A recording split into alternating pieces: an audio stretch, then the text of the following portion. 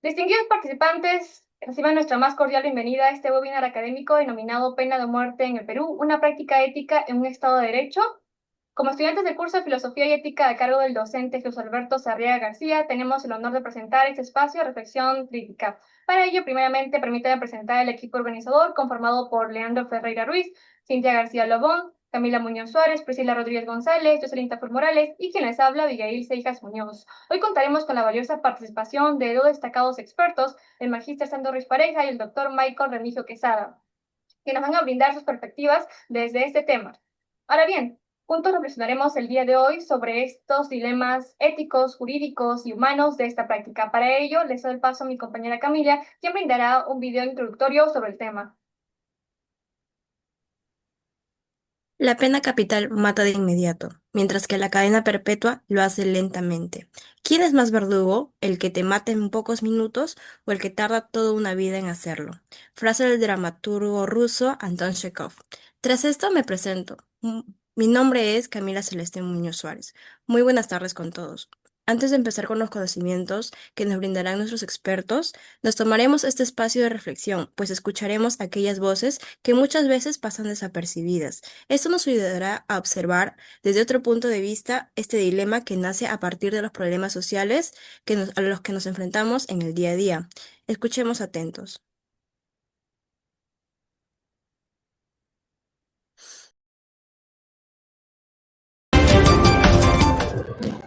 Hola, ¿qué tal? En esta sección llamada Lo que la calle opina, vamos a conocer qué es lo que opinan las personas con respecto a la pena capital o más conocida pena de muerte. ¿Están a favor o en contra? ¿El Perú debería volver a aplicarla? Acompáñenme.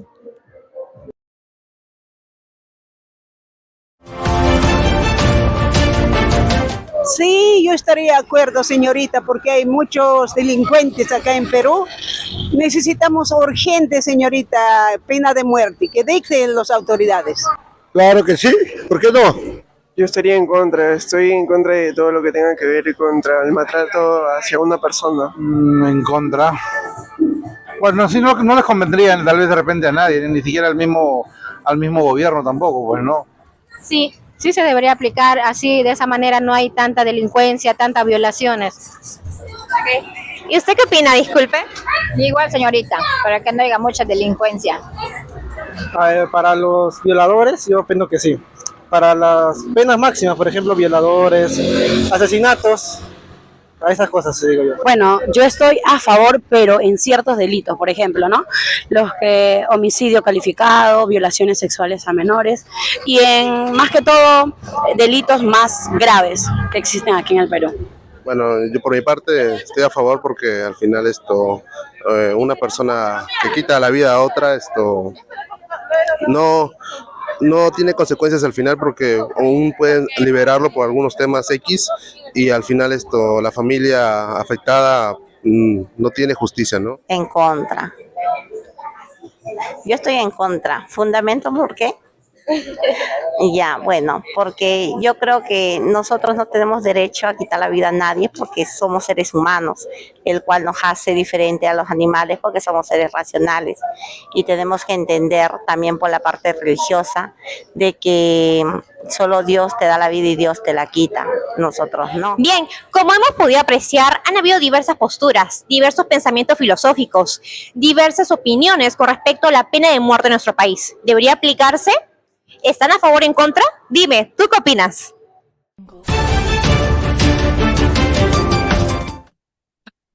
Tras este video reflexivo podemos reconocer diferentes pensamientos, formas de ver la vida y apreciar la muerte, y el derecho que creemos tener sobre ella. Ahora apreciaremos este dilema de mano de nuestros expertos invitados el día de hoy, los conocimientos que poseen como docentes de derecho en el área internacional y en el área penal. Mi compañero Leandro les presentará a estos expertos. Muy buenas tardes a todos, mi nombre es Leandro Ferreira. Agradecemos sinceramente su participación en este espacio académico. Para dar inicio a nuestro webinar, es un privilegio presentar a nuestro primer ponente, el magíster Sandro Yomar Ruiz Pareja. El magíster Ruiz Pareja es abogado egresado por la Universidad Particular San Martín de Porres y cuenta con una maestría en Derecho de la Empresa por la Pontificia Universidad Católica del Perú, con mención en Gestión Empresarial. Asimismo, posee un grado de maestro en Administración de Negocios, otorgado por la Universidad Autónoma de Ica, y una especialización en Derecho a los Negocios Internacionales por la Universidad Complutense de Madrid. También ha culminado una maestría en Derecho Penal durante el año 2020-2021. Con más de 18 años de experiencia en el sector privado, ha desarrollado una amplia experiencia en diversas áreas del derecho, tales como el derecho comercial, el derecho administrativo, laboral, societario, financiero, civil y arbitraje.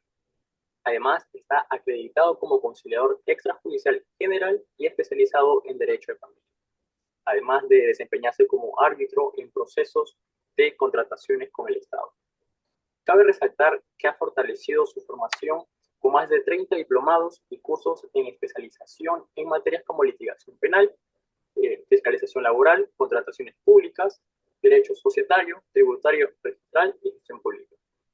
En el ámbito académico, ejerce como docente universitario desde el año 2011, dictando cátedra en distintas casas de estudio a nivel nacional.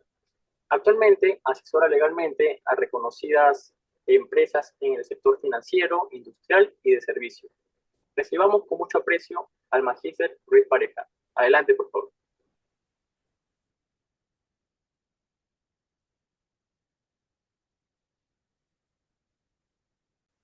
¿Qué tal? Ante todo, muy buenas tardes y les pido disculpas pues, por la demora, sino que a veces hay algunas actividades que hay que cumplir. Bueno, vamos a enfocarnos específicamente pues, sobre lo que es la pena de muerte, ¿no? Y cuál sería, en todo caso, la viabilidad, porque de cuando en cuando nosotros escuchamos, pues, chicos, de que se debería aplicar la pena de muerte, sobre todo cuando escuchamos ciertos delitos gravosos, ¿no? En los cuales han cometido, pues, algunos crímenes execrables, etcétera, etcétera, ¿no? Entonces vamos por ahí a hacer algún pequeño análisis en estos minutos y después poder entender algunas conclusiones, ¿no? No sé si me ayudan con las diapositivas, por favor, la primera diapositiva. Muy bien. Entonces, primero tendríamos que hacer, pues, una evolución histórica de lo que es la pena de muerte como tal, ¿no? Cómo la misma ha ido evolucionando durante el tiempo, ¿no? Entonces, si nos basamos en la antigüedad, la pena de muerte, pues, era considerado como algo natural, ¿no? Se contemplaban en las leyes romanas, inclusive el Código de Hammurabi ya lo contemplaba, ¿no? Y los métodos de la pena de muerte eran bastante extremos, ¿no? Porque incluían, pues, muertes tipo crucifixión, todos sabemos cómo murió Jesucristo, o la lapidación, ¿no? Era la muerte a pedradas, digamos, ¿no? Entonces, era algo común. Pero esto tenía un fin.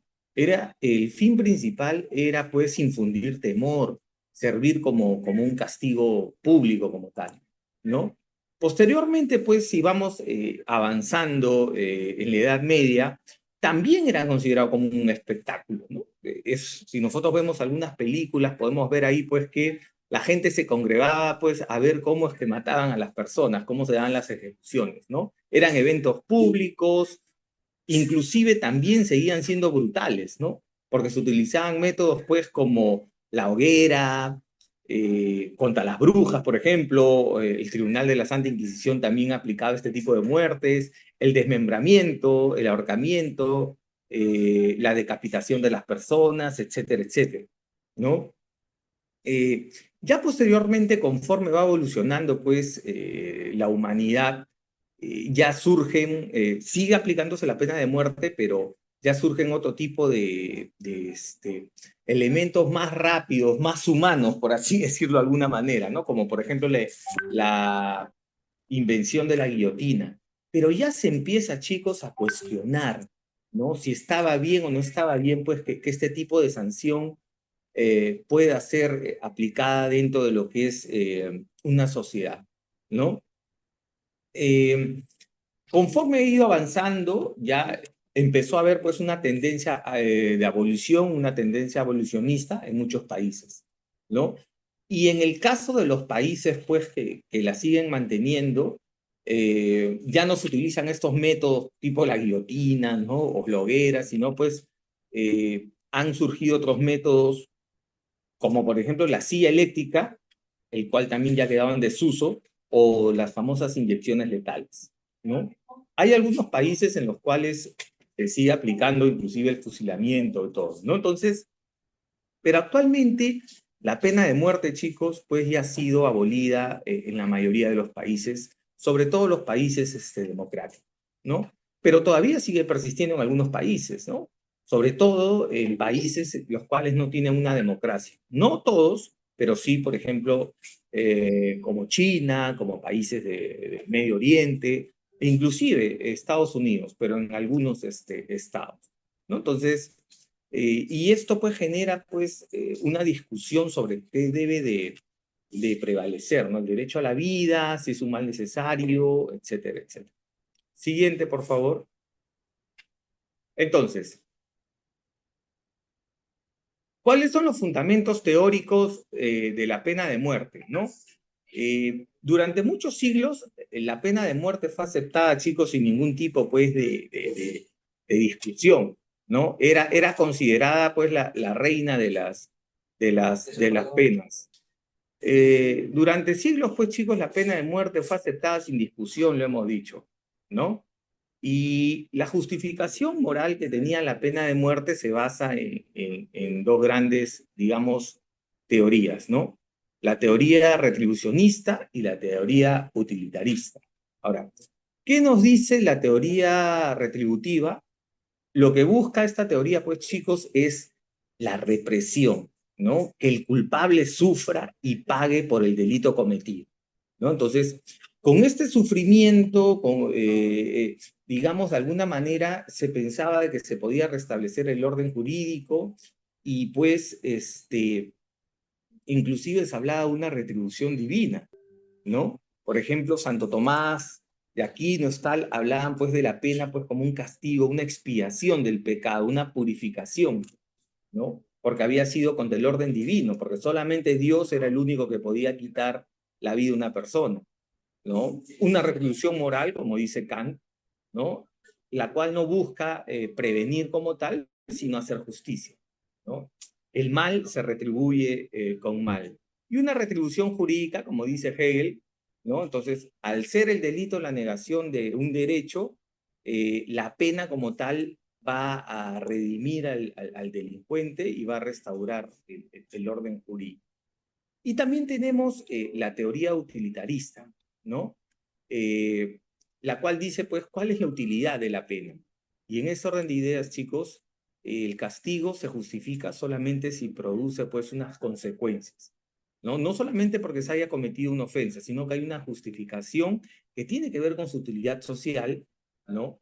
¿Por qué? Porque se dice que la pena lo que busca es disuadir a las personas para que cometan ciertos delitos considerados como graves, ¿no? ¿Y qué más grave que el matar a una persona, ¿no? Y adicionalmente a esto, prevé ciertos riesgos, y es lo que actualmente inclusive se discute, ¿no? La reincidencia del delincuente. ¿Por qué? Porque obviamente que si aplicamos la pena de muerte es materialmente imposible que ese delincuente pueda volver a delinquir porque ya está muerto.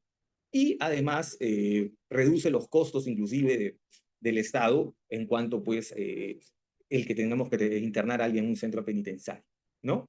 Y obviamente, tal como lo decíamos, no hay una eficiencia de tipo económico porque la pena de muerte es mucho más rentable que otras sanciones alternativas, ¿no? Ahora, ¿cómo ha ido avanzando esta abolición de la pena de muerte, chicos?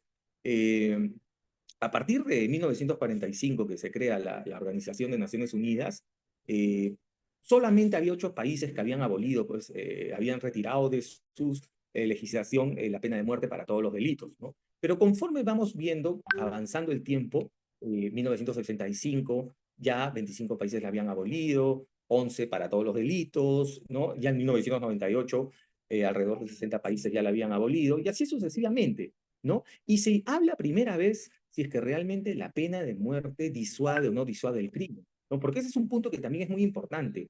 Hay que tomar en cuenta si es que realmente cuando uno aplica la pena de muerte, esto va a permitir de que las personas dejen de delinquir o dejen de cometer ciertos delitos castigados con la pena de muerte, ¿no?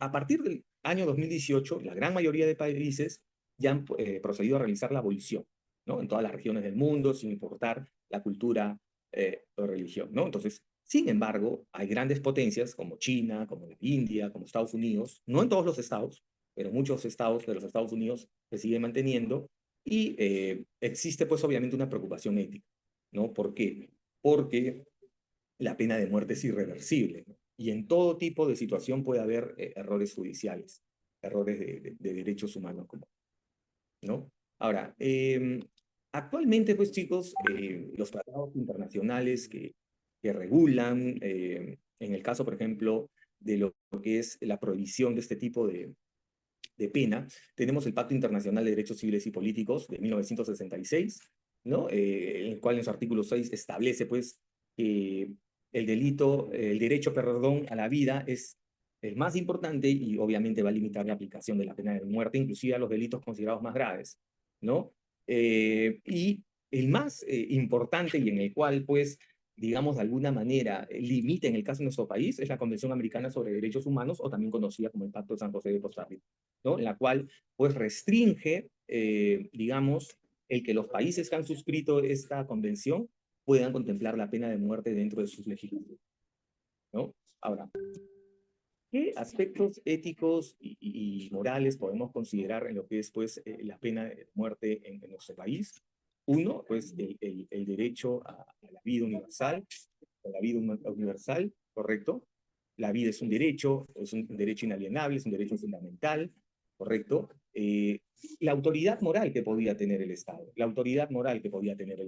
¿no? Hay un debate ético en que se centra, pues, si el Estado, si es el Estado el garante de los derechos, ¿cómo él podría, pues, poner en práctica lo que es la pena de muerte, ¿no? Porque existiría una incompatibilidad.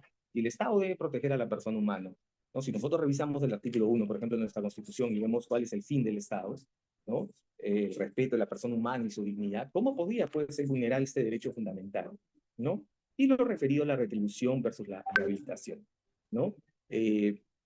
Los que promueven la pena de muerte, más que nada hacen hincapié en lo que se conoce como la retribución, el famoso ojo por ojo, diente por diente, lo cual éticamente, pues, se contrapone a lo que busca el fin de la pena. El fin de la pena, recordemos que es la rehabilitación y el que la persona que ha cometido algún delito pueda rehabilitarse y pueda reincorporarse a la sociedad, ¿correcto? Y bueno, ya como conclusiones finales, chicos, obviamente que la pena de muerte es un tema muy complejo, ¿no? Porque tiene una serie de implicancias éticas, legales, sociales profundas, va más allá de un castigo, ¿no? Obviamente. Y las tendencias actuales lo que buscan es, pues, la abolición, ¿no? Pero hay algunas naciones que todavía, pues, son reacias a, a eliminar totalmente de sus legislaciones el tema de la pena de muerte. Y ya para ir finalizando, solamente precisar que en nuestro país, conforme a lo que establece nuestra Constitución, sí está permitida la pena de muerte, pero solamente en dos situaciones. En terrorismo, pero obviamente porque estamos suscritos al Pacto de San José de Costa Rica, es que nunca se condenó a pena de muerte a ningún terrorista, ¿correcto? Y por traición a la patria, pero se hace la precisión en caso de guerra. Recordemos que la última persona digamos que en la cual se le aplicó la pena de muerte en el Perú justamente fue una persona acusada por traición a la patria, ¿no? Eso sería todo por mi parte, chicos. Espero haber contribuido un poco en su desarrollo. Muchas gracias. Muchas gracias al magíster Sandro Ruiz Pareja por esta ponencia tan reveladora. Su análisis sobre los fundamentos éticos de la pena de muerte, los tratados internacionales y la tensión entre soberanía y derechos humanos nos ha dejado con reflexiones profundas. Así que aplausos virtuales para nuestro experto, por favor. Ahora bien, como hemos escuchado, este debate va más allá de lo jurídico, toca fibras morales, legales e incluso sociales. Por ello, ahora es el momento de enriquecer este diálogo con sus perspectivas. Invitamos a nuestro público en Zoom a plantear sus preguntas. En donde se encuentren conectados, pueden usar el botoncito de levantar la mano que se encuentra en la barra de herramientas para poder participar. De igual forma, pueden escribir sus preguntas en el chat, que en breve vamos a dar la lectura. Recuerden que iremos dando la palabra en orden, así que anímense a participar. Bien, vamos con la primera intervención. Veo a Albert Boyce con la mano levantada. Albert, tienes la palabra. Buenas tardes, profesor. Bueno, respecto a mi pregunta es, teniendo en cuenta que, bueno, el Perú firmó la Convención Americana de los Derechos Humanos, el Pacto de San José de Costa Rica, en este caso, al que nos limita a poder aplicar la pena capital, que es la pena de muerte, ¿podría como Estado invocar su soberanía para poder reactivarla sin violar compromisos internacionales? Ya. A ver, Albert, ¿qué tal? A ver, te comento. Lo que pasa es lo siguiente. Nosotros sabemos que el Perú, pues, digamos, si aplicamos lo que es la jerarquía de las normas, ¿correcto? Sabemos que la Constitución es la norma jerárquicamente hablando más importante y la de mayor relevancia, ¿correcto? Y en ese orden de ideas, entonces, lo que les decía, pero sabemos que el Perú ha ratificado justamente, cuando hablamos de esta relación jerárquica, hablamos pues que los tratados internacionales, podríamos decir, sobre todo aquellos tratados internacionales que versan sobre derechos fundamentales, están a la par de la Constitución. Entonces, si bien es cierto somos un Estado soberano, también nos debemos a estos tratados internacionales. En consecuencia, para que se pueda aplicar la pena de muerte en nuestro país, sí o sí tendríamos que retirarnos de la competencia de la Corte Interamericana de Derechos Humanos y tendríamos que renunciar al Pacto de San José de Costa Rica, ¿no? Entonces, esa sería la única manera en la cual, jurídicamente hablando, el Perú podía establecer la pena de muerte en su legislación. Es más, si justamente cuando ya hablaba de lo referido a que en el caso de terrorismo no se había aplicado la pena de muerte en el Perú, porque justamente la Constitución decía que se podía aplicar, pero tomando en consideración y tomando como base los tratados internacionales pertinentes. Entonces, en consecuencia, no podía aplicarse. ¿Por qué? Porque el Perú ha ratificado el Pacto de San José de Costa Rica. Ok, gracias por esa claridad, magista. Y con respecto al Pacto de San José, Giancarlo nos menciona por el chat. ¿Es oportuno renunciar al Pacto de San José en estos tiempos? Bueno, aquí hay dos posiciones.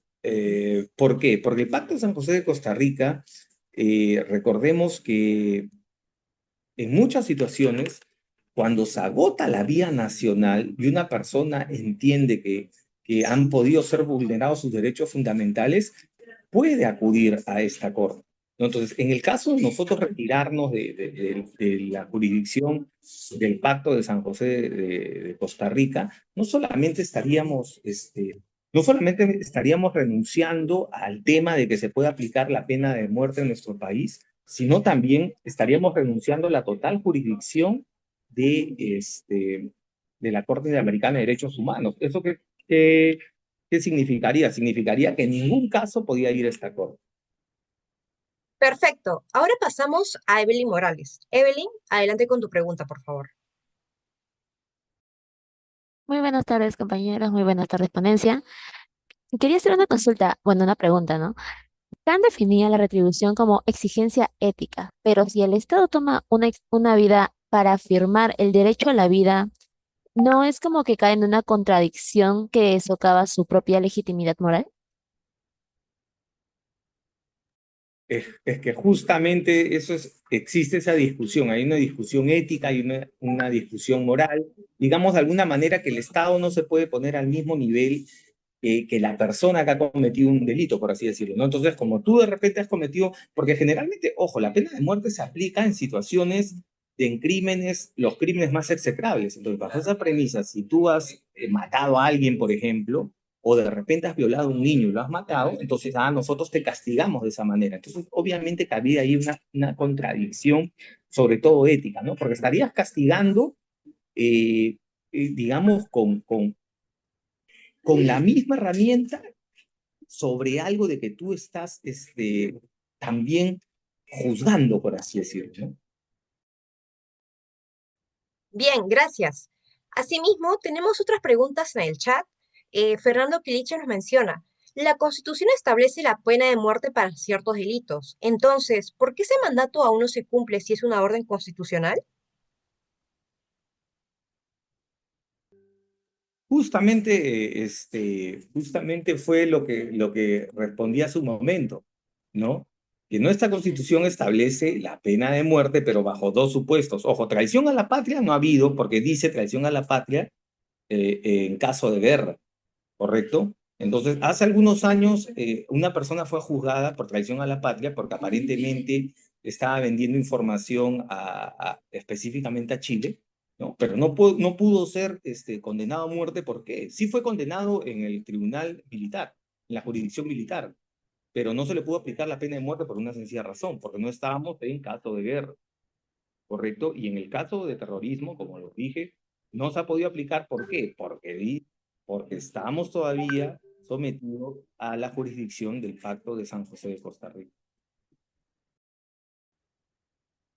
Bien, siguiendo con las preguntas, Yanela Fuente nos menciona, ¿realmente tendría sentido implementar la pena de muerte en el Perú sabiendo que ya hay muchas leyes que existen, pero no se aplican de verdad?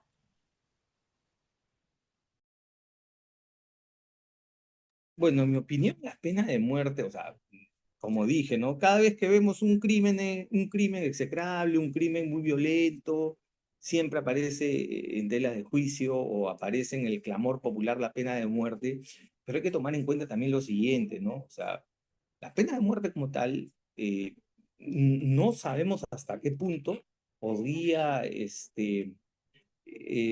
hacer que este tipo de delitos disminuyan. Un ejemplo claro de esto, chicos, es la figura del feminicidio. El feminicidio cada vez tiene penas más gravosas, pero sin embargo, si pueden revisar las estadísticas, eso no ha contribuido a que las muertes de mujeres hayan disminuido. Entonces, habríamos que ver si es que realmente endurecer las penas va a hacer, pues va a tener un rol de disuadir a las personas a cometer ese tipo de delitos, ¿no? Gracias por esa respuesta, magíster. Y bien, culminamos con la sección de preguntas. Agradecemos al magíster Sandro Ruiz Pareja por deconstruir dilemas éticos desde el derecho internacional y por responder con tanta lucidez nuestras inquietudes. Este análisis nos confronta con una pregunta inevitable. Si la pena de muerte plantea contradicciones éticas y jurídicas, ¿qué caminos alternativos tiene el Perú? Para responderlo, damos paso a la siguiente ponencia, donde exploraremos alternativas desde el derecho penal. Le doy el pase a mi compañero Leandro. Gracias. Bueno, continuando con el desarrollo de nuestro webinar, tenemos el honor de presentar como nuestro segundo ponente al doctor Michael Fernando Remigio Quesada, abogado por la Universidad César Vallejo, doctor en Derecho por la Universidad de Sevilla en España y por la Universidad Tor Vergata de Roma en Italia. Asimismo, es máster en Derecho Penal y Ciencias Criminales por la Universidad de Sevilla. Se desempeña como docente en pregrado y posgrado en la Universidad César Vallejo, dictando cursos de Derecho Penal, la parte general, teoría del caso y argumentación jurídica. También ejerce la docencia en la Universidad Tecnológica del Perú, en las asignaturas de Derecho Penal y Derecho Procesal Penal. Además, es asesor principal del taller especializado en delitos de corrupción de funcionarios de la Universidad Nacional Federico Villarreal, y ha sido coordinador general y miembro de la Comisión de Derecho Penal y Procesal Penal de la Sociedad Peruana de Derecho. Además, cuenta con formación en litigación oral en Estados Unidos, Argentina y Colombia, y es especialista en técnicas avanzadas de contraexamen. Actualmente ejerce como abogado litigante, es autor de diversos artículos jurídicos y un reconocido conferencista a nivel nacional. Adelante, doctor. Agradecerles la invitación al grupo de alumnos, ¿verdad? Que están gestando este pequeño espacio para poder compartir algunas ideas en torno a la pena de muerte. Sí, entiendo es en el curso de ética, filosofía, sí, si mal no recuerdo. Muy bien, qué bueno de verdad que todavía se sigan teniendo estas prácticas. Yo de alguna manera que también he sido formado aquí en pregrado, recuerdo también haber realizado este tipo de prácticas y muy interesantes. En ese tiempo recuerdo haber desarrollado el tema de la eutanasia, ¿no? Qué tan importante es su valor ético, moral y jurídico penal, sobre todo, ¿no? Pero bueno, vamos, hoy estamos con otro tema, la pena de muerte. Entonces creo que la primera pregunta que deberíamos hacernos es, ¿por qué nace la pena de muerte? ¿No? Y sobre todo, ¿por qué nace también en nuestro país? Fíjense, hay unas pequeñas diapositivas que quiero empezar a compartirlas. Les decía que eh, hay una suerte de evolución, ¿no?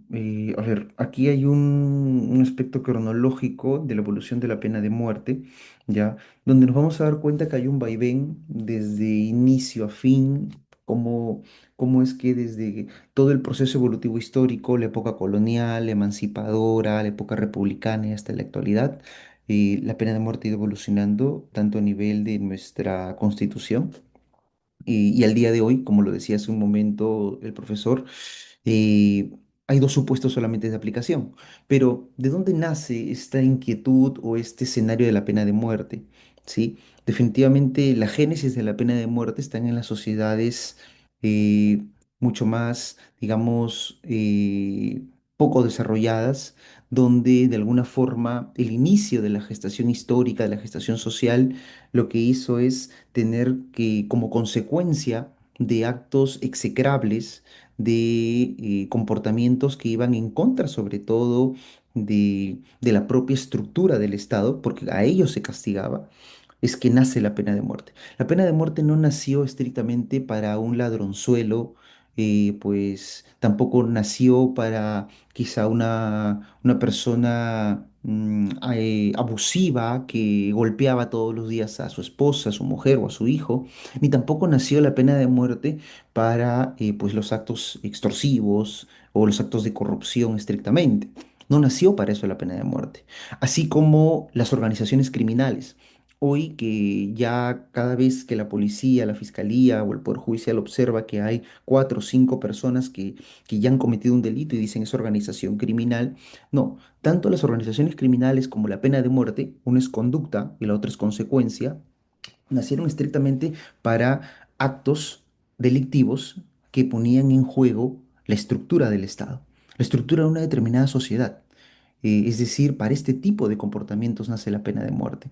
No nace para actos, quizá que no digo que desde nuestra postura no sea un acto condenable y despreciable el violentar sexualmente a una persona, el acabar con la vida de otra, no es un acto que no deba castigarse, pero sin duda alguna no tiene razón o génesis su nacimiento dentro del sistema jurídico, la pena de muerte para estos tipos de conductas, sino para las primeras que he mencionado.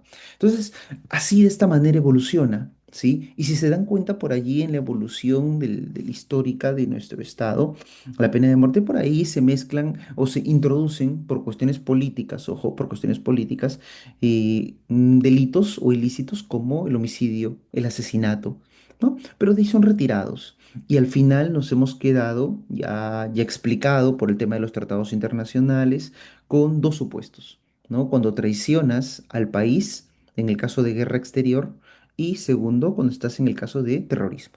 Son los dos únicos supuestos donde puedes tú aplicar la pena de muerte.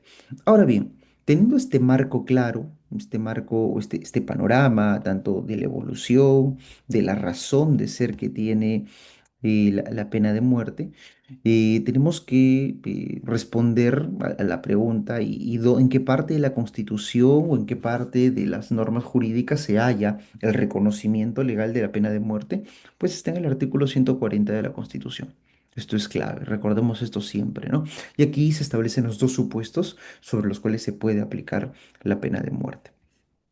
Ahora bien, si es que al día de hoy existe un tratamiento quizá muy indiscriminado del por qué se debe, digamos, aplicar la pena de muerte homogéneamente o paralelamente a todos los delitos o a delitos execrables, ¿sí?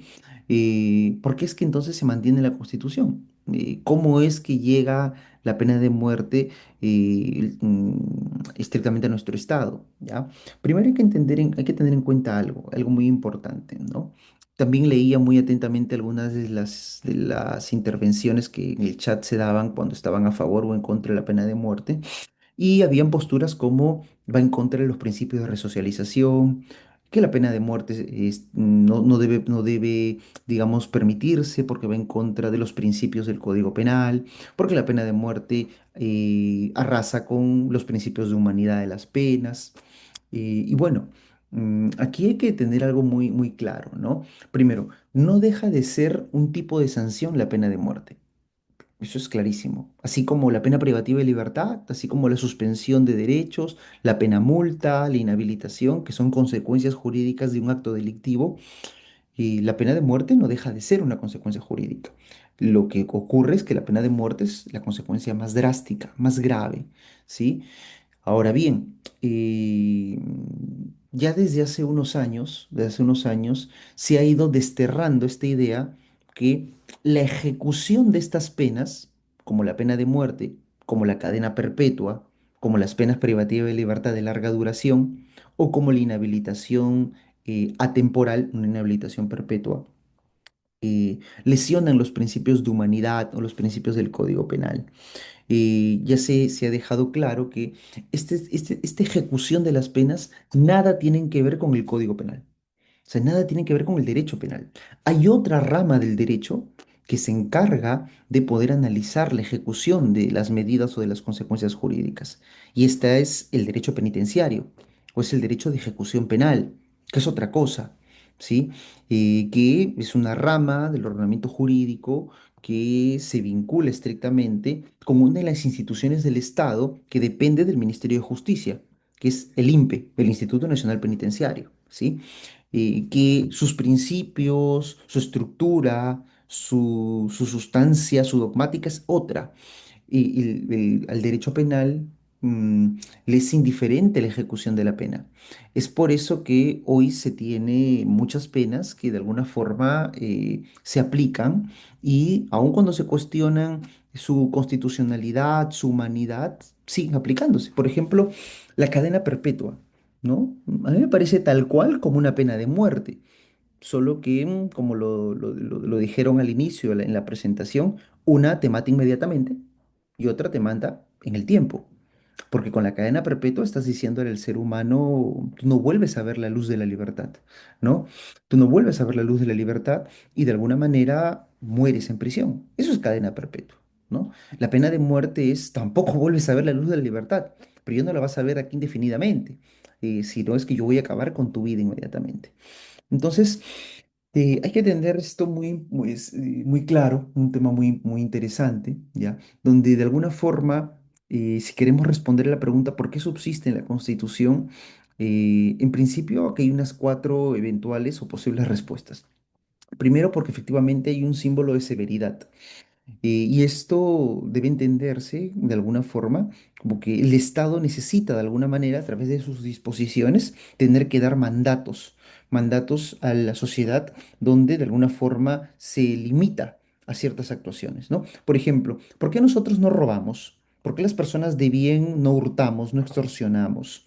Porque de alguna forma abstracta sabemos que existe un código penal, una ley que nos dice no hacer esto, porque si tú lo haces, recibirás cierta sanción, te irás preso. Entonces, ese mandato, aunque nosotros no lo tengamos dibujado en la frente, aunque no haya un letrero físicamente donde siempre estemos leyendo el que mata a otro, el que roba, el que viola, eh, envía un mandato abstracto.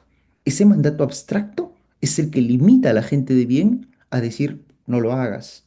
Severidad, ¿no? Es por eso que la Constitución también se dice que es fuente de cultura, es fuente de civismo, fuente de simbolismo jurídico, porque de alguna manera lo que va a hacer es un mandato de severidad. Al tener en la Constitución esto y saberlo, momento, cuidado con que traiciones a la patria, cuidado con los actos de terrorismo, porque la consecuencia puede ser fatal. La consecuencia va a ser la muerte.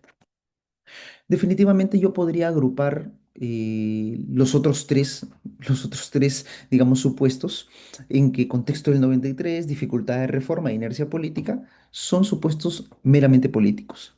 ¿no? O sea, existe una larga agenda donde los candidatos nos han dicho, bueno, vamos a ver qué hacemos, qué no, que necesitamos al Bukele peruano, pero bueno, la verdad es que esto es un saludo a la bandera, ¿no?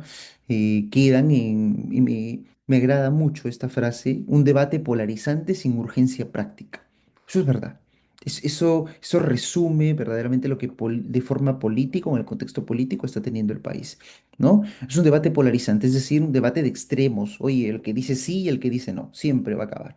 Créame que si ustedes se hubiesen ido al Congreso a entrevistar a cada uno de los congresistas que salía por la puerta, iban a encontrar cada respuesta, de verdad. Pero de allí, si ustedes ponían a analizar qué iban a proponer dentro del hemiciclo, de verdad que iban a ser desastrosos, totalmente desastrosos, ¿no? Entonces, ese es un tema donde de alguna forma nadie se atreve a tener que coger al toro por las astas y dar una respuesta de urgencia. Eh, Hay algunos argumentos que de alguna forma justifican, legitiman a la pena de muerte, ¿no? Al menos en nuestro país, ¿sí? Uno es la necesidad de poder tener este tipo de consecuencias. Vamos ahora a la postura personal, ¿no? Aquí, ojo, dejo claro de inicio, esto no es una clase de demagogia, ¿no? Aquí yo no vengo a convencerlo si la pena de muerte es buena o es mala. Esto es lo enriquecedor del curso de filosofía y ética, ¿no? Que nadie tiene aquí la verdad comprada, ¿no? Quizá para mí el matrimonio homosexual debe ser prohibido. Quizá para otras personas el matrimonio homosexual debe estar pues regulado. La eutanasia para mí verdaderamente debe ser legitimada. O sea, yo tengo derecho a decidir cuándo me quito la vida, ¿sí? Y lo mismo debe pasar con la pena de muerte. A ver, particularmente, vamos con los argumentos de pena de muerte. Si estoy a favor o en contra, bueno, estoy en contra. Sí, estoy en contra con la pena de muerte. Ojo, y voy a responder desde lo más humano y ciudadano posible. Voy a tratar de quitarme ese chip de abogado docente, porque a veces es inevitable para nosotros los abogados y sobre todo para ustedes como estudiantes, cuando a veces entran a un tema de discusión, que el aspecto técnico jurídico no salga a flote, ¿ya? Pero, por ejemplo, el argumento medular para mí, por lo cual una pena de muerte no debería prosperar aquí en el país, ¿ya? Uno de los principales es la falencia judicial, es el error judicial. Es imposible pensar de que en nuestro país pueda la pena de muerte prosperar con la grave existencia de error judicial. Por ejemplo, primera pregunta que va a responder al por qué no debería aplicarse la pena de muerte desde mi postura. Nos hemos puesto a analizar cuántos presos inocentes puede tener el país. Ojo, no digo de que presos, muchos bien sancionados, pero ¿cuántos presos inocentes pueden haber en nuestro país? ¿Cuántas condenas cerradas habrá en nuestro país? Retrocedamos un poco más y digamos o sea, hagamos otra pregunta. ¿Creen que los jueces no se equivocan? ¿Creen que los fiscales no tienen miedo a la prensa? ¿Sí? Y retrocedamos un poco más. Les decía al inicio que la pena de muerte es la consecuencia. Es decir, estamos buscando el remedio, ¿no? Y así como hay Panadol, paracetamol, Quitadol, ibuprofeno, ¿no? Estamos llevándole ya a la dosis más grave para acabar con este malestar. Pero ¿por qué no nos ponemos a pensar antes en la causa? Que antes de aplicar la consecuencia, vayamos a la causa. Después de responder estas dos, tres preguntas que les hice, ¿por qué existe la delincuencia? O sea, ¿por qué se delinque? ¿No? Y si es que tenemos esas respuestas claras, yo creo que matizando cada una de estas, podemos llegar a la conclusión, allí sí asertiva o no, de por qué se debe aplicar la pena de muerte. Entonces, uno de los argumentos principales es la falencia judicial. Dos, otro argumento para que no se pueda presentar la pena de muerte, clarísimo creo yo, es el prejuicio y la intolerancia del ciudadano. ¿No vivimos en un país prejuicioso? O sea, ¿no creen que estamos en un país prejuicioso, la verdad? Yo les pregunto, salgan fuera de la universidad y en la esquina observen a un hombre lleno de tatuajes, con ropa holgada, una gorra hacia el costado, zapatillas rotas y pantalón rasgado. Lo primero que van a hacer ustedes es guardar el celular. ¿Y por qué? Sin embargo, si en la esquina está un hombre con terno, una buena camisa, dos gemelos, un buen reloj, unos zapatos sumamente brillosos, una corbata bien puesta, y quizás es un hombre de tez blanca, bien peinado, y huele rico encima, un buen perfume. ¿Por qué no guardan el celular si se le acerca? O quizás pueden tomar otro tipo de posturas. El grueso de las personas actúa y piensa prejuiciosamente en la sociedad, al menos en la peruana. Y esto hace que de alguna manera o de alguna forma el prejuicio traiga consecuencias muy graves. Cierro con este último argumento. ¿Qué es lo que está pasando en la región latinoamericana? Hace un tiempo, hace unos meses, estuve en Argentina y me di con la dramática sorpresa que los hermanos argentinos están aplicando en su país progresivamente el juicio por jurado. Fíjense, el juicio por jurado, ¿no? Ya Argentina es uno de los primeros países que lo viene a aplicar. Eh, el grueso de las personas que están yendo a juicio por jurado, ¿sí? Si no tienen una muy buena defensa, un abogado conocedor, están siendo condenados. ¿Qué hace el Ministerio Público en este grueso de cuestiones? Lleva el caso a la prensa, lleva el caso mediáticamente y empieza a juntar a los miembros del jurado, elige quiénes son los miembros del jurado, a personas que en algún momento hayan tenido repudio por estos actos. Y al tener el repudio por estos actos, son 13 votos, se necesita que todos estén de acuerdo, créanme que el caso está ganado. Cuando me preguntaron a mí, oye, ¿qué tal si se propone que en Perú se lleve el juicio por jurado? No, sería terrible. Es desgarrador. Imagínense un hombre sentado en la pena, sentado en la zona de acusado, dispuesto a tener que pelear la pena de muerte, ¿sí? Con un juicio por jurados aquí en Perú. ¿Usted cree que ese hombre, por más que tenga el mejor abogado, y el caso lo haya sacado, no sé, Frecuencia Latina, América Televisión, Canal 9, Canal N, y todos se hayan apuntado que el hombre es un delincuente? ¿Creen ustedes que ese hombre va a tener, eh, de alguna forma, una suerte de posibilidad de salir absuelto? Yo creo que no. Yo creo que la condena es más que segura. Otra de las razones por las que no debería aplicarse la pena de muerte. Ojo, vamos a hablar en aspectos técnicos, jurídicos, éticos, morales, ¿no? Eso es lo que estamos tratando de hacer. Con esto no logro, no quiero, como lo diría el profesor Fernando Calle Allén, no quiero una compra de conciencias, sino de alguna manera trato de demostrar la postura que de alguna forma tanto social y jurídicamente se tiene, ¿no? En ese sentido, hay unas conclusiones que creo yo son importantes tener que exponer. A ver, en principio, la pena de muerte no debe abolirse. Abolir es extirpar, retirar, quitar del todo. Y no debe hacerse. La pena de muerte debe estar presente, sí, para determinados supuestos. Si me preguntasen jurídicamente, ¿está bien regulada? Jurídicamente está bien regulada, porque para eso nació. Para eso nació. Para poder cubrir el manto de la estructura de un Estado. Guerra exterior, terrorismo, traición a la patria, mantos de estructura estatal. Así que no debe abolirse, pero no creo que la pena de muerte deba regularse. Por ejemplo, hoy que está de moda los actos extorsivos, que están de moda las violaciones sexuales, los feminicidios, los asesinatos, las extorsiones. Eh, no creo que deba regularse con ello. En principio, no sé si los dije, lo comenté en algún momento, pero el derecho penal no es la solución a los males. O sea, el derecho penal está cargado de otras cosas, pero no es aquel que incrementando penas las cosas se van a solucionar.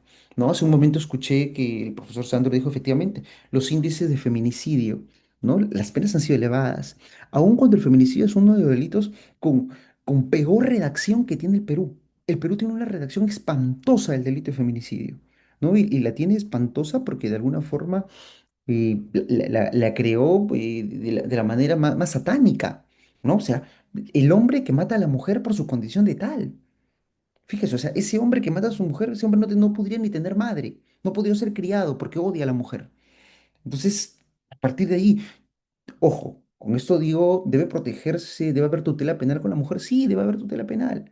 Pero ¿qué le costó incorporar un agravante de género en el artículo 46 y punto, como lo hace el Código Español, como lo hace el Código Italiano, y se acababa la historia. ¿Por qué Europa no tiene feminicidio? ¿Se ha preguntado si Europa tiene feminicidio? No, no lo tiene. Porque hay una circunstancia agravante de género. Y ya está, listo. Mátate a quien quieras, papá, mamá, hermano, hermana, tía, enamorado, el que quieras, por condición de género, y ya está. Pero jurídicamente no vas a cuestionar eso. Pero bueno, ya me estoy yendo para otro lado, discúlpeme la emoción de los temas penales. Pero de alguna forma la pena de muerte busca eso, que el derecho penal tenga que intervenir, creen que subir las penas, matar a la gente va a tener solución. Créame que yo entiendo que el delincuente incluso ni siquiera piensa como Robin Hood, ¿no? O sea, no le hagas daño al pobre. El pobre hombre de lo que trabaja al día y vive de eso, no le vas a hacer más daño, pues. Pero de alguna forma creo que antes de ser delincuente, o sea, también es ser humano. Y mi abuelo me dejó siempre, hay una frase muy chabacana, pero a veces la vida es como la casa del jabonero, el que no cae resbala.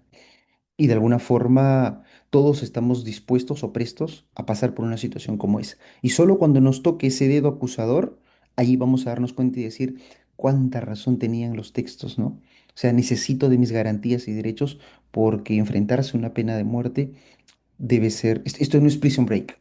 O sea, aquí no está Michael para que ingrese y nos pueda sacar, ¿no?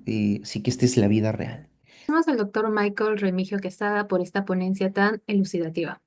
Su recorrido por la evolución histórica, el marco legal y los dilemas éticos en torno a la pena de muerte en el Perú nos deja profundas interrogantes. La tensión entre la necesidad de justicia y los límites del jus puniendi, junto con el riesgo irreparable de error judicial, han sido expuestos con una claridad admirable. Asimismo, me gustaría otorgarle aquel reconocimiento por haber planteado alternativas éticas como la cadena perpetua revisable y la justicia restaurativa. Bien, como hemos podido apreciar, la exposición del doctor Remigio Quesada no solo nos ofrece una lectura jurídica de la pena de muerte en el Perú, sino que también nos invita a reflexionar sobre sus profundas implicancias éticas, históricas y sociales. Este debate no solo se limita al plano normativo, sino que también interpela nuestra concepción de justicia, humanidad y el rol del Estado en la sanción penal. Por ello, abriremos un espacio para el diálogo con ustedes, nuestro público presente, y los invitamos a formular sus preguntas de manera ordenada, ya sea levantando su mano virtual o escribiéndolo en el chat grupal de esta reunión. Veo que quiere intervenir el compañero Suárez Gálvez. Por favor. Sí. Buenas tardes, doctor Remigio, qué gusto escucharlo después de tiempo, semanas, meses, un mes creo. Yo quería acotar un tema importante que también nos tiene que arraigar en cuanto a la pena de muerte. Recuerdo mucho un libro que nos recomendó sobre el doctor Ciro Cancho, en el cual hablaba del quantum de la pena, que la pena definitivamente debe estar sancionada, pero como usted dijo, debe haber un aspecto objetivo y subjetivo, el tema de la propiamente sanción. La sanción debe estar sí o sí, pero también debe haber un tema de resocialización, un tema de reeducar propiamente a la persona humana. Esto ratifica que la persona que es condenada a pena de muerte no cumple con este aspecto propiamente de la resocialización, y esto claramente lo vemos en el artículo 9 del título preliminar, que habla sobre el fin de la pena. Entonces, fuera independientemente que los sistemas penitenciarios no cumplen con este aspecto de la resocialización, yo pienso que no se debe aplicar como tal entonces la pena de muerte. Siento que no es un tema a discutir, puesto que el abogado como tal debe solamente enfocarse en el tema de la absolución y en todo caso de la ejecución de una sentencia sobre un delito en este caso, ¿no? Entonces, en cuanto a eso, eh, mi opinión es que no debería aplicarse la pena de muerte, aparte de las deficiencias que existen en nuestro sistema jurídico penal peruano, doctor. Muchas gracias. Veo que quiere participar Yacan Barreto. ¿Qué tal, compañeros todos? ¿Qué tal, doctor Remigio? Encantado de saludarlo y nuevamente verlo una vez más. Es un gusto poder contemplar su ponencia, tanto también del doctor Sandro, porque son excelentes académicos. Mi pregunta va con respecto, para no no irme fuera del contexto del tema. La pena de muerte es es un procedimiento totalmente controversial y más en este país, ¿no? Pero mi pregunta va desde su perspectiva. Si la pena de muerte el día de hoy es tan controversial, ¿cuál sería una medida coercitiva eficaz para el Perú, a sabiendas que existe, como quien dice, un Estado de Derecho con privilegios hacia los particulares, con intereses particulares, que eso justamente es sumamente peligroso? Pero ¿cuál sería la medida coercitiva si no fuese la pena de muerte como para poder solucionar, eh, en este caso, las medidas de la delincuencia, ¿no? Sí, bien, a ver, en principio, para Arturo y para Diego, también para mí es bueno, ambos, la verdad que qué alegría volver a verlos, escucharlos, sobre todo, gracias por sus palabras y de alguna manera por sus apreciaciones. Primero, en cuanto a Arturo, muy puntualmente, que si bien ha sido una posición, me parece particularmente importante esta. Y efectivamente es que Ciro Cancho es uno de los autores que de alguna manera muy particularmente piensa que en el país tiene creo que es uno de los representantes de la postura minoritaria sobre la aplicación de la determinación de la pena, a diferencia del grueso de particulares. Respecto a Diego, miren, Diego me pone en un aprieto porque de alguna forma quiero que la respuesta que pueda brindar mm, tenga por un lado un dote estrictamente jurídico y por otro lado tenga un tinte estrictamente muy personal, ¿sí?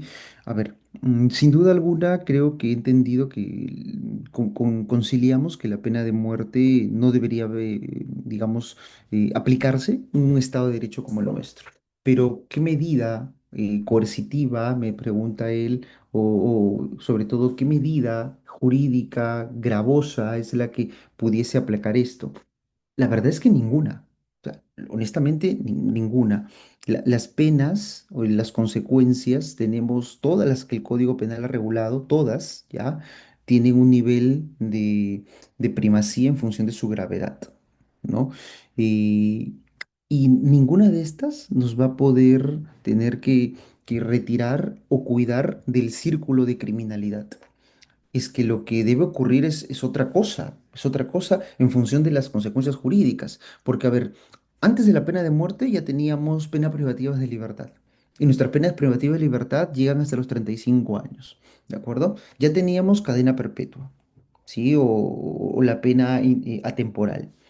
No nos parece mucho, nos parece poco aún. Entonces, si eso nos parece poco, ver morir al delincuente en prisión, verlo ya expectorado, aplicar una pena de muerte es una dosis de reciprocidad en venganza, ¿no? A veces lo que la sociedad quiere es eso, quiere una suerte de revanchismo, de venganza. Oye, mató, mátalo. Entonces, esta no es el camino adecuado, ni jurídica ni socialmente, ¿ya? Y creemos que una dosis digamos, de medida jurídica que debe ser la correcta, las penas no lo son porque tenemos que retroceder un poco. Y para eso pensar que el derecho penal no me va a solucionar nada. Las penas son derecho penal. Y ello no me va a solucionar nada, ¿sí? Incrementándolas ni siendo más drástico, vamos a aliviar ello. Aquí ocurre una situación muy particular. Lo que ocurre es que nos hemos acostumbrado y le vendemos el mensaje al profano, al lego en derecho, a la persona que no conoce de derecho, le vendemos el mensaje de que soltaron al delincuente, no aplicaron la pena. No le dieron prisión a tal persona, no se aplicó la pena.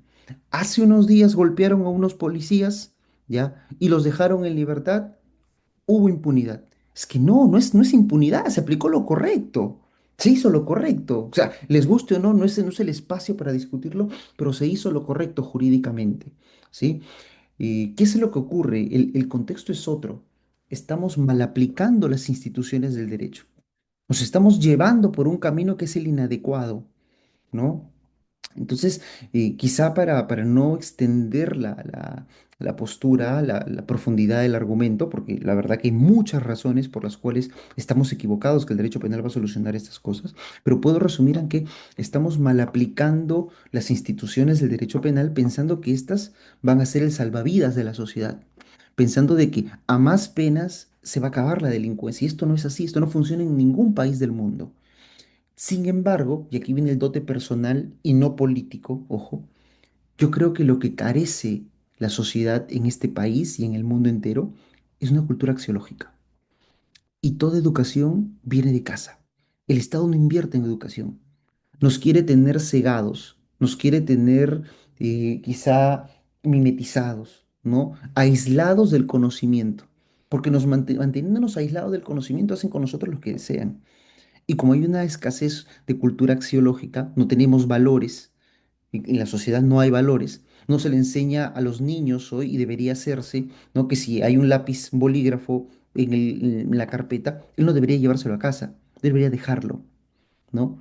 Y así sucesivamente, cuestiones donde el niño no debe burlarse de otro, donde debemos eliminar las cuestiones del bullying, donde hoy la gente está sufriendo temores internos, ansiedad, depresión, una suerte de quizá introspección, cuestiones que nadie se da cuenta de sufrimientos individuales que de alguna forma hacen que la sociedad pague estas consecuencias.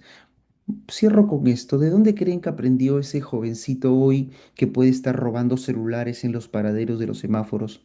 ¿Cómo lo aprendió? ¿Él acaso no fue niño algún día? O sea, él no fue un adolescente, él no fue al colegio igual que nosotros. ¿Qué pasó? Ese fue nuestro compañero de cuarto o quinto año que nos despedimos en la promoción y chao. ¿Qué más ocurrió con él después? ¿Que nunca tuvo padres que corrigieran? Allí es donde se forma el delincuente. Y ese es un aspecto criminológico quizá. Y allí deberíamos darle duro a las políticas, claro, de seguridad, sociales, educativas, que harían que el derecho penal no tendría esta suerte de cuestiones, ¿sí? Creo o espero haber cerrado o haber tenido al menos la respuesta a la pregunta que me habrían formulado. Agradezco sinceramente su explicación, profesor. Ha sido muy clara y enriquecedora. Agradezco las valiosas intervenciones del público. Sin duda, sus aportes han favorecido esta conversación y nos han permitido ver diferentes ángulos de este tema.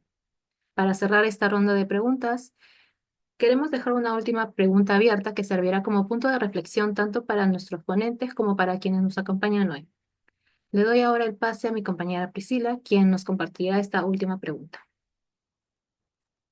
Bien, continuando, damos pase al inicio de este debate, donde a raíz del incremento de la criminalidad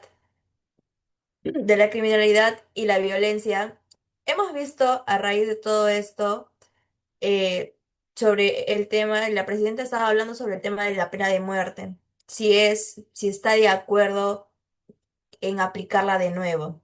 A raíz de esto, yo les hago la siguiente pregunta. ¿Usted cree que la salida del Tratado del Pacto de San José y poder aplicar la pena de muerte es más una medida populista que coercitiva? Voy a dar pase a los ponentes y al público en general. Doctor Sandro. Mire, creo que ustedes están respondiendo esa pregunta, ¿no? Es totalmente una medida populista. ¿Por qué? Porque creo que tanto el doctor Remigio como quien les habla hemos dicho que el salir de la Corte Interamericana de Derechos Humanos, el denunciar el Pacto de San José de Costa Rica, no va a ser algo beneficioso para nuestro país, ¿no? ¿Por qué? Porque en principio tendríamos que ver cuáles son los países los cuales pues han denunciado y se han retirado de la competencia. Venezuela, que ya sabemos el tipo de país que es, y Trinidad y Tobago, por ejemplo, ¿no? Que son los últimos casos a nivel de Latinoamérica. Entonces, y otro punto que también se tiene que tomar en consideración es que en el supuesto que se llegara a esta salida, ni siquiera se podía realizar durante el gobierno de la presidenta Dina Boluarte, porque la presidenta ya sabemos que se va el próximo año, ¿no? Entonces, el retirarte de la competencia, el Pacto San José de Costa Rica no se va a realizar de un día para otro. No es que presentas una solicitud en una mesa de partes y te retiras. No, es todo un proceso, ¿no? Se tiene que denunciar con un preaviso un año, se tiene que hacer el cambio a través de 2 legislaturas en el Congreso de la República, se tiene que modificar, tiene que haber una reforma constitucional, y ese proceso nos puede demorar de 3 a 4 años, por así decirlo. Entonces no es algo fácil. Lamentablemente cada vez escuchamos medidas más populistas, así como esta, otra que dicen, no, de que mandemos a nuestros presos a las cárceles de Bukele. Eso tampoco es viable, porque eso estaba revisando un poco y decían de que eso tiene un costo, y ese costo no es barato, porque estamos mandando a una persona a que cumpla una pena en otro país, ¿no? Y también habríamos que ver si eso contraviene o no contraviene constitucionalmente, digamos, si es que la viabilidad a nivel constitucional, ¿no? Entonces, yo creo que esto no es viable, ¿correcto? Y es una medida totalmente populista y coercitiva. Y ya para terminar, coincido con también lo que dice el doctor Remigio en el sentido de que yo no creo que figuras, por ejemplo, él hablaba del feminicidio, efectivamente. El feminicidio para mí, yo no soy penalista, pero digamos de alguna manera, me parece pues que el feminicidio, por ejemplo, para mí también fue una medida populista, ¿no? Eh, ya bastaba con el infanticidio, ya bastaba con el parricidio, que son tipos penales muy especiales, porque así como hay feminicidio, después, ¿por qué no hay homicidio? Después me van a sacar que hay el homofemicidio, ¿no? El que mata, no sé, a una persona por su condición sexual. Y así, cada conducta va a tener un tipo penal especial, ¿no? Entonces, eso sería mi opinión. Gracias. Bien, gracias en principio. No se olviden al final, veo que Mayra está levantando la mano. Intervengo y le cedemos el uso de la palabra. A ver, en principio, definitivamente, coincido también con el doctor Sandro, ustedes han dado la respuesta, es una medida populista. Recordemos que el político brinda discurso político. El jurista te debe dar un discurso jurídico. O sea, cada quien en el terreno que deba manifestarse. Así que no hay más que debatir con esta pregunta. Volver a la pena de muerte, en principio, o tener la pena de muerte, retirarnos del Pacto de San José, no es que yo me retiro parcialmente o solamente no, la pena de muerte no, sino es que también vas a retirarte del Pacto de San José y vas a perder todas las demás garantías que has ganado. O sea, es indudable, ¿no? Ustedes han escuchado quizá de la condena del absuelto, una institución del derecho procesal penal, ¿verdad? Donde el Código Procesal Penal lo que hacía es, trajo como medida que si una persona llegaba a un juicio, era absuelta, ¿verdad? La fiscalía podía apelar, esta persona apelaba, ¿sí? Y en segunda instancia te podían condenar.